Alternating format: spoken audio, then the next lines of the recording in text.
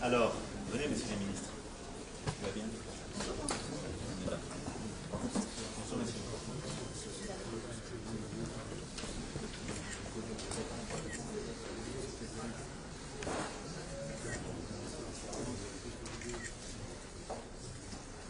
Merci, messieurs, dames. Merci d'être là.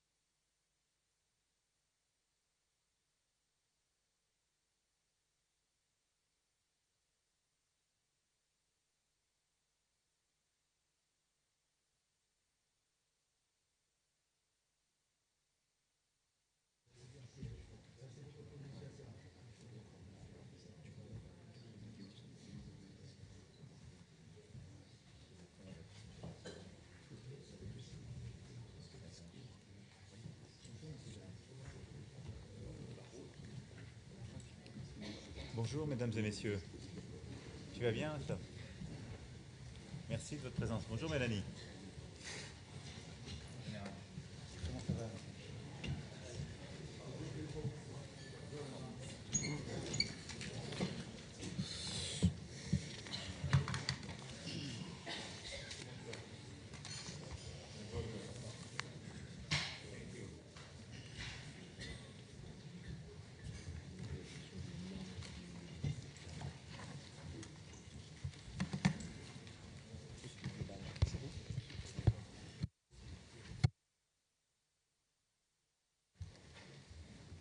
Bien. Monsieur le Président du Conseil des ministres, cher Najib, Mesdames et Messieurs les ministres, Mesdames et Messieurs les représentants des États et des organisations internationales, et je remercie les organisations présentes et les agences des Nations Unies, Mesdames et Messieurs les ambassadeurs, Mesdames et Messieurs en vos grades et qualités, merci de votre présence aujourd'hui à Paris. Nous allons parler évidemment du Liban, mais je veux avoir un mot avant tout pour dire aussi notre soutien à la Turquie qui a subi un terrible attentat et une attaque qui a fait plusieurs morts. Et monsieur l'ambassadeur, monsieur le ministre, je veux que vous soyez nos émissaires pour dire au président, au peuple turc, notre soutien après ces terribles événements. Sans doute savez-vous les liens séculaires qui unissent la France au Liban. Et c'est au nom de cette fidélité jamais démentie que nous avons souhaité, avec le ministre des Affaires étrangères, M. Jean-Noël Barrot, et M. le ministre des Armées, M. Sébastien Lecornu, vous rassembler aujourd'hui pour qu'une fois encore, ensemble, nous fassions notre devoir auprès des Libanais. Et je vous suis donc très reconnaissant d'avoir accepté notre invitation et permis que nous puissions nous rassembler pour apporter aux Libanais l'aide dont ils ont immédiatement besoin et pour dire aussi notre volonté que le Liban sorte plus fort des épreuves qu'il traverse aujourd'hui. Je remercie le président du Conseil des ministres libanais, M. Najib Mikati, d'être à Paris aujourd'hui et je mesure la difficulté de sa tâche dans un moment où les crises multiples qui affectent le Liban sont exacerbées par les opérations militaires qu'Israël mène sur son sol, le déplacement de centaines de milliers de personnes et la difficulté pour les institutions de faire face à l'urgence. Je veux ici vous redire notre soutien et que nous serons là dans l'urgence comme pour accompagner les Libanais dans la reconstruction d'un Liban libre, souverain, capable de faire prévaloir l'intérêt national sur les divisions qui le rongent. Sans doute est-il nécessaire pour cela que la guerre des autres, comme en parlait le grand Hassan Toueni, ne soit pas importée au Liban. Que chacun comprenne l'extraordinaire valeur de la diversité libanaise et que les Libanais eux-mêmes sachent se rassembler. Vaste ambition, sans doute, mais il n'y a pas d'alternative pour ceux qui aiment le Liban, qui le respectent pour ce qu'il est et qui ne cherchent pas un gain pour eux-mêmes. Et nous sommes de cela, et je sais que vous toutes et tous ici êtes de cela. On parle beaucoup ces derniers jours de guerre de civilisation ou de civilisation qu'il faut défendre. Je ne suis pas sûr qu'on défende une civilisation en semant soi-même la barbarie. Je suis sûr d'une chose, c'est que la possibilité d'une civilisation se joue au Liban. C'est-à-dire la possibilité pour des femmes et des hommes dont les origines sont différentes, dont les religions sont différentes, de partager un même territoire et de vivre pour un même projet. C'est aussi pour cela que le Liban est important pour lui-même et est toujours plus grand que lui-même. Dans l'immédiat, c'est une aide massive qu'il faut apporter à la population libanaise, qu'il s'agisse des centaines de milliers de personnes déplacées par la guerre ou des communautés qui les accueillent. Les Nations Unies ont lancé un appel à hauteur de 426 millions d'euros. La France apportera 100 millions d'euros à l'occasion de cette conférence. Ce qu'il faut, c'est tout simplement abriter les familles, nourrir les enfants, soigner les blessés, continuer d'assurer la scolarité des élèves. Il faut trouver des solutions d'autant plus vite qu'il faut à tout prix éviter que le déplacement des gens du sud vers Beyrouth et d'autres régions du Liban ne crée de nouvelles divisions parmi les Libanais. Plus d'1,2 million personnes sont aujourd'hui déplacées et c'est une charge, un point énorme, une déstabilisation profonde de plusieurs régions, dont Beyrouth. Je sais l'extraordinaire solidarité. Une fois encore, votre peuple a fait preuve envers les plus fragiles d'entre eux dans bien des circonstances. Et c'est cette solidarité que nous pouvons les aider à maintenir pour qu'ils restent unis au lendemain de la guerre. Les Nations Unies assureront une gouvernance exemplaire de ces fonds et je les en remercie. Nous serons au soutien de l'ensemble des agences compétentes et je remercie une fois encore d'être là. Et elles pourront apporter soutien aux organisations non gouvernementales qui assureront cette aide. Et la France est prête tout particulièrement à s'engager pour aider à coordonner l'aide en matière éducative. Je sais que c'est votre demande, Monsieur le Président du Conseil, et vous pouvez compter sur nous, de la même manière que nous pourrons aussi faire face à l'urgence et aider les bacheliers de cette année, si vous le souhaitez, s'ils le souhaitent, à pouvoir assurer les prochains mois, comme nous avons su le faire dans d'autres périodes et dans des moments difficiles. Le peuple ne peut toutefois à lui seul conjurer les grands risques qui guettent le Liban. La guerre doit cesser au plus vite. Il faut un cessez-le-feu au Liban. Plus de dégâts, plus de victimes, plus de frappes ne permettront ni d'en finir du terrorisme, ni d'assurer la sécurité de tous. Je regrette amèrement que l'Iran ait engagé le Hezbollah contre Israël à le feu au Liban. Tout comme nous avons besoin d'un cessez-le-feu à Gaza et de la libération immédiate de tous les otages. Escalade après escalade, la situation devient chaque jour plus inimaginable pour les populations de la région, y compris pour le peuple libanais qui est au cœur de la réunion d'aujourd'hui. Montrons notre solidarité, agissons pour soulager les souffrances et faire avancer la paix. Merci.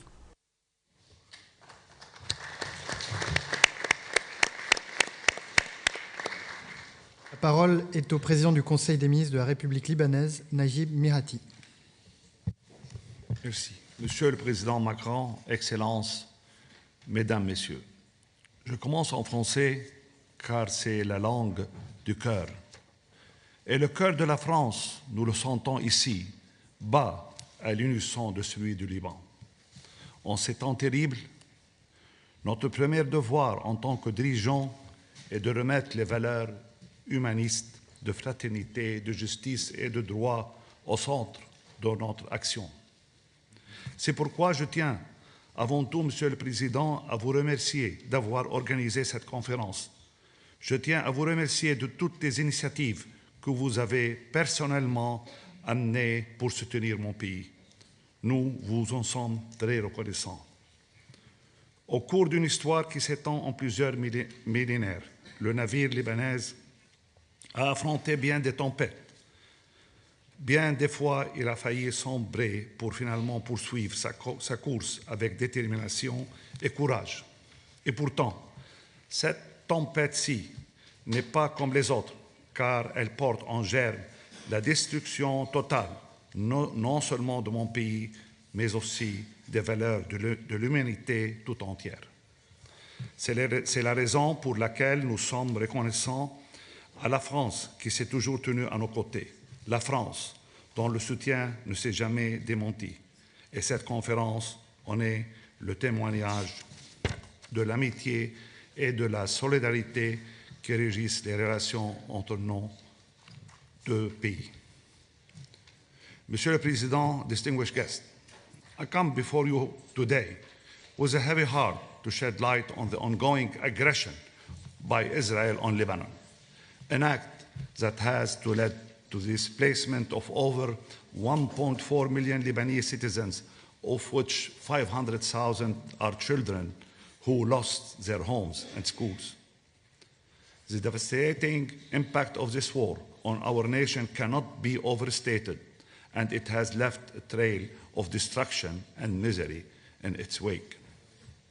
The Israeli aggression has not only caused immense human suffering and loss of life, but also inflicted severe damage to the country's infrastructure, economy, and social fabric.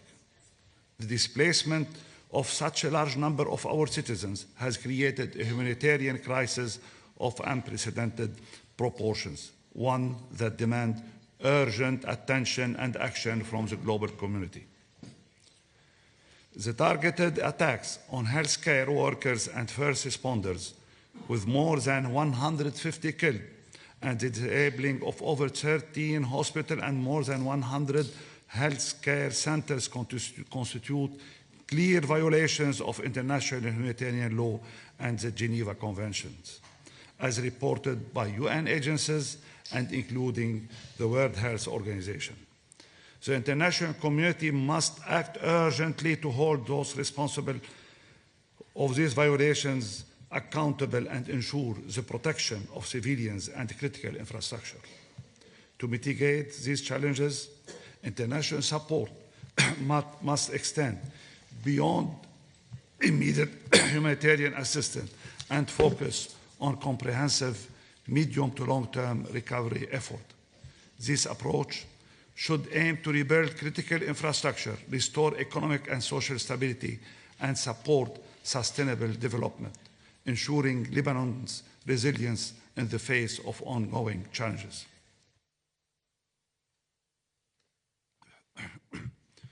Mr. President, distinguished participants, what we as Lebanese expect from the international community is the following: solidarity and ceasefire. Lebanon calls on the international community to come together and support efforts that will end the ongoing aggressions and enforce an immediate ceasefire. Second, humanitarian aid and emergency support. The war has destabilized living conditions, increasing the need to humanitarian aid.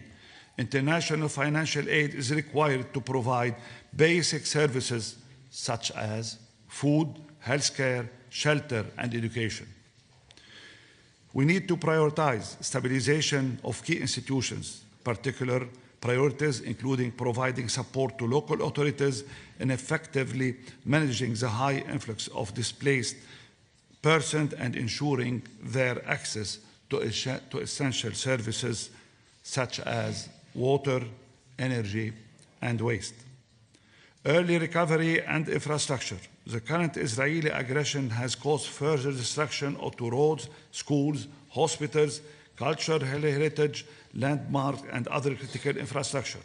International financing is needed for large-scale reconstruction projects, including rebuilding the transport system, power grid, water facilities, telecommunication infrastructure, and removal of rubble for reconstruction. Mr. President, distinguished participants, I would like to inform you that we have conducted a comprehensive needs assessment and have consolidated the findings into a detailed table that will be shared with all participants. Transparency and accountability are paramount in our effort to rebuild and recover. We will work in direct coordination with international organizations such as the United Nations, the World Bank, and others to ensure that aid is coordinated effectively and utilized efficiently to reach those in need.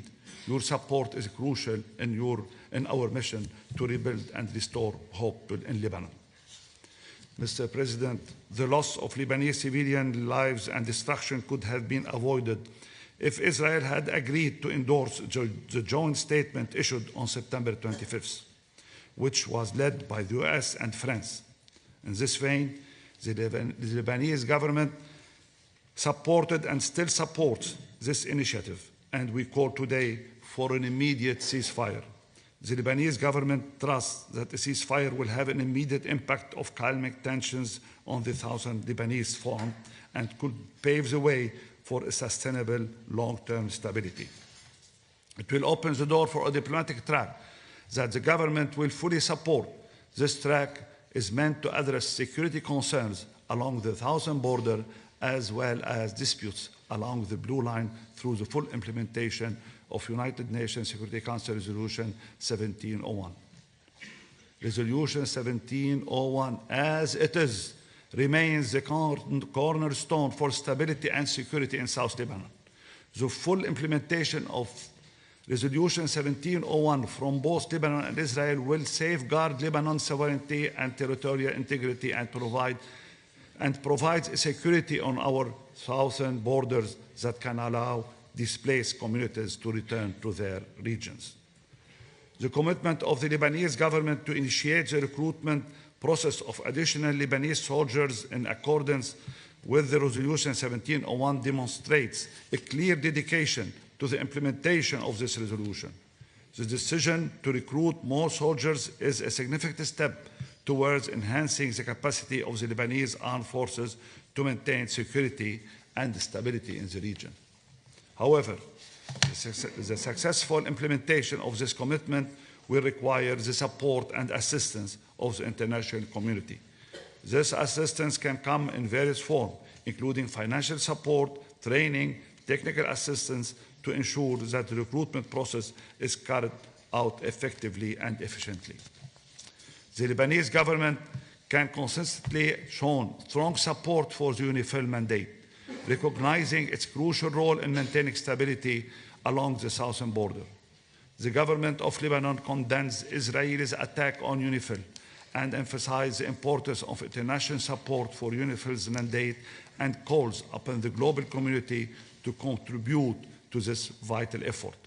The Lebanese government reaffirms its commitment to working closely with UNIFIL to ensure the security and stability of the region. Mr. President, distinguished guests, distinguished participants, the sequence of the stability equation is: first, an immediate ceasefire; second, full implementation of UN Security Council Resolution 1701; third, deployment of 8,000 Lebanese Army Forces soldiers south of the Litani; fourth, resume the diplomatic efforts to address disputes along the Blue Line in order to reach a deal that can secure long and sustainable stability in South Lebanon. The understanding on the maritime borders stands as a testament to Lebanon's commitment to peaceful negotiations and conflict resolution. These maritime understandings not only resolved long-standing disputes, but also showcased Lebanon's willingness to engage constructively with honest facilitators. In the coming period, and after a ceasefire is achieved, the government of Lebanon stands ready to engage again to play its role in avoiding further escalation while ensuring the safety and security of its citizens, Lebanon's sovereignty and the integrity of its territory. Mr. President, the cornerstone of internal stability in Lebanon remains in electing a president who upholds the Constitution, enforces the National Pact and the Taif Agreement, and back a new government to implement essential reform. I call upon you all to remain engaged in supporting and contributing to a higher future for Lebanon during this very critical time. The Lebanese state needs a fundamental rebuilding of its economy and institutions, and the empowerment of Lebanese armed forces. The rebuild should focus on nation building, citizenship, conflict prevention, reform, and Lebanon's national interest. Learning from past failures like wars, financial collapse, we must avoid missed opportunities and human suffering. A new path should start with a recovered and strong Lebanon. Mr. President, what Lebanon needs the most today, before tomorrow, is an immediate ceasefire. We count on you all, friends of Lebanon, present here to make all pressure needed to make a ceasefire happen. Thank you very much. Thank you for your presence, and thank you for your support. Thank you, Mr. President.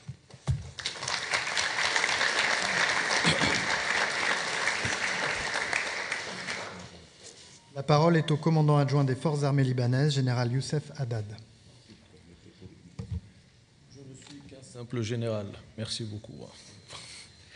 Monsieur le Président, Excellences, Mesdames, Messieurs, permettez-moi, au nom du commandant en chef de l'armée libanaise, le général Joseph Aoun, qui ne peut être présent aujourd'hui au vu de la situation, de vous remercier à tout un chacun pour le support que vous apportez aux forces armées libanaises. Et quand je dis forces armées libanaises, j'inclus également les forces de sécurité intérieure et toute agence de sécurité au niveau de l'État libanais apte à rétablir la souveraineté de l'État au sud Liban et plus particulièrement au sud Litanie. Il faut arrêter le carnage. Pour cela, il y a plusieurs moyens. Un des moyens, c'est supporter les forces armées libanaises. Pour cela, nous avons 3 axes de travail. Le premier, nous avons créé il y a 6 mois pour anticiper les crises conjoncturelles dont le Liban fait face. Nous avons créé un comité technique militaire qui représente la plupart des chefs des états-majors des armées des pays européens, dont la France est membre et qui est présidé actuellement par un officier supérieur de l'Italie, des forces armées italiennes.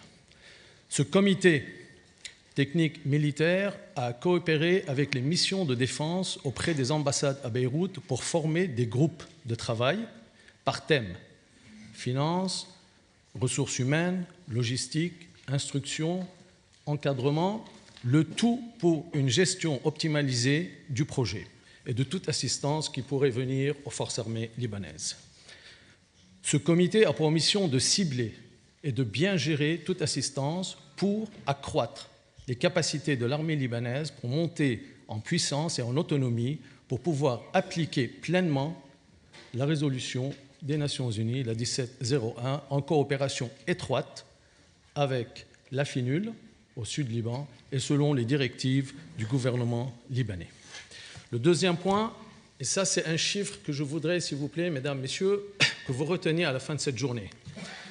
Le Premier ministre, ici présent, ainsi que le gouvernement libanais, a donné l'autorisation aux forces armées libanaises de recruter 1500 recrues qu'en première phase. Ces 1500 recrues viendront renforcer le dispositif des forces armées libanaises au sud Liban pour aider nos forces armées ainsi que la FINUL à appliquer pleinement dans tous ces alinéas la résolution 1701. Cependant, une jeune recrue civile, pour la transformer en officier, en soldat professionnel apte à opérer dans un milieu contesté pour appliquer la paix, restaurer la paix et la stabilité, demande un investissement consistant dans la durée et dans la quantité, au niveau des ressources humaines, au niveau des finances, au niveau des salaires, au niveau du ravitaillement, au niveau de l'approvisionnement. De deux, au-delà de la disponibilité opérationnelle des forces armées libanaises au Sud-Liban, nous allons entreprendre également des activités de génie. Il faudra déminer, il faudra la dépollution, il faudra la décontamination, il faudra mener des activités de travaux publics, déblayer les routes, déblayer les villages. Vous avez une idée des destructions qu'il y a. Tout ça, dans un seul but, c'est de permettre à long terme à tous les services de l'État, et en premier également les forces de sécurité intérieure, de venir également aider et épauler les forces armées libanaises au sud Litani secteur, de permettre à tous les services de l'État de reprendre leur rôle comme il se doit, et concernant notre réunion aujourd'hui, de permettre de créer un environnement sécurisé pour permettre l'acheminement de l'aide humanitaire. Et finalement, le dernier point, Monsieur le ministre, nous avons deux défis, l'armée libanaise. Tout en ayant un œil sur le sud, et vous l'avez si bien mentionné, nous avons un œil sur l'intérieur du pays. La cohésion sociale, la cohésion intercommunautaire est un des piliers principaux, une des missions principales de l'armée libanaise, et nous y veillons. C'est pour cela, aujourd'hui, plus que jamais, nous avons besoin de votre soutien pour créer un environnement sécurisé qui ne peut que profiter à la sécurité et à la stabilité de la région du Moyen-Orient, du bassin méditerranéen et de l'Europe. Merci, messieurs.